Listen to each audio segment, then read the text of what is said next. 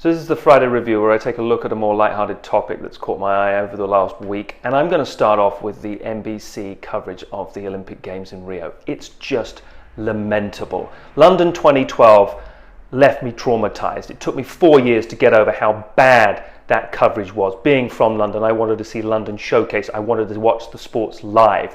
I was not able to do that. I was stuck in New York. I felt miserable on a daily basis for 17 days.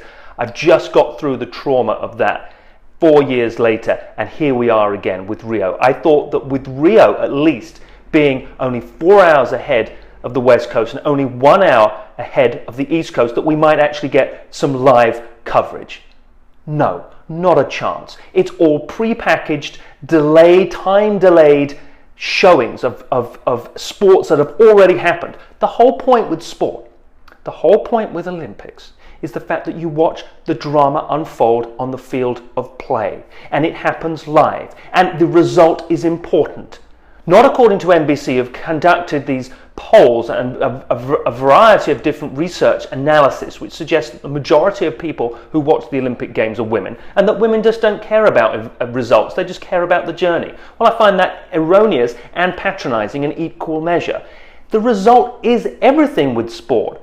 The drama unfolds. So to not be able to watch it live just seems ridiculous, and in particular in today's day and age, where you know what the result is anyway. The whole point is your ability to watch it live, to watch it unfold before you. I know you can watch it on the NBC streaming service. I get that. It's not the same thing. I want to be able to watch it on my television. Then there's the actual content that they use. This pre-packaged, sentimental, saccharine-loaded type of human backstory, which is how they put the meat in the filling of the sandwich, and then it's just bookended with the events themselves. The events themselves almost become a punchline to their idea of what the drive really is, which is some athlete's struggle from some small town somewhere to somewhere else, and he or she may achieve glory. That's all well and good, and that's additive information, but it's not the main event. The main event is the sport, and then there's the content. If you watched NBC and you didn't know any better, you'd think that the Olympic Games was about 12 different countries with about 4 different sports.